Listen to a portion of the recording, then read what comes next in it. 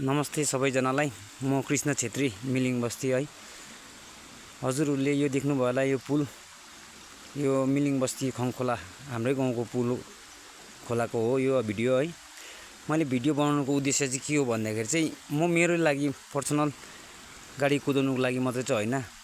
यो बाटो, यो पुलले गर्दाखेरि तपाईँको नालीचोर, मुन्डा, सिडस, इन्टेक, रायधुरा, बुटा खेतीका सबैजनालाई सुविधा थियो। घुमेर आउनु पर्थ्यो तर सुविधा थियो।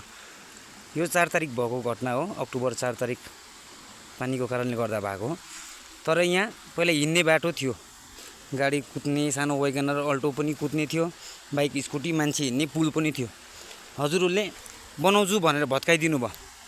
अहिले लु हेर्नुहोस्, अब दिनदिनै बर्खा लाग्छ, दिनदिनै नानीहरूको स्कुलको टाइम आउँछ र यहाँबाट जानुपर्छ। नानीहरू बुढाबुढी मान्छे यहाँ भएर जानुपर्छ। यहाँबाट अहिले हिँड्नुपर्छ। लु हेर्नुहोस्, यहाँबाट हिँड्नुपर्छ नानीहरू, 3 वर्षको नानी, 4 वर्ष, 5 वर्षको नानीहरू। यी कन्डिसन यस्तो छ। अनि थापाज्यू पनि आउनुभएको थियो यहाँ हेर्नुको लागि। हेर्नुभयो, बनिहाल्छ भन्नुभयो। भोलिपल्टदेखि यहाँ जेसिबी आएर तोड्यो, तोडफोड पनि भयो अरे। अब पुल बनिन्छ भनेर हामी गाउँवासी पनि खुसी भयौँ। तर 3 महिना भइसक्यो यो यस्तो भएको। लु हेर्नुहोस्, एक गाडी गिटी छ, यति रड छ, यति बालुवा छ। जो पनि हुनुहुन्छ है, कन्ट्र्याक्टर जो पनि हुनुहुन्छ, यो चाँडोभन्दा चाँडो बनाइदिनुहोस्। एकदमै असुविधा भयो यहाँ। अब यहाँ बर्खाको टाइममा यहाँ नानीहरूले एक्सिडेन्ट पनि हुनसक्छ। खोला कति बेला कस्तो आउँछ, प्रकृति कस्तो आउँछ थाहै छैन।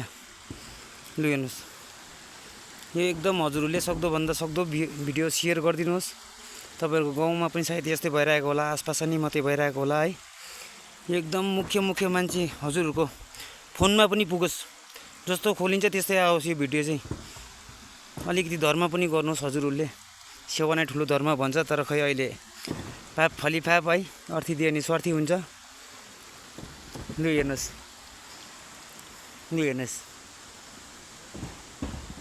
मेरो सानो नानीले पनि यो भिडियो बनाएको थियो पहिला।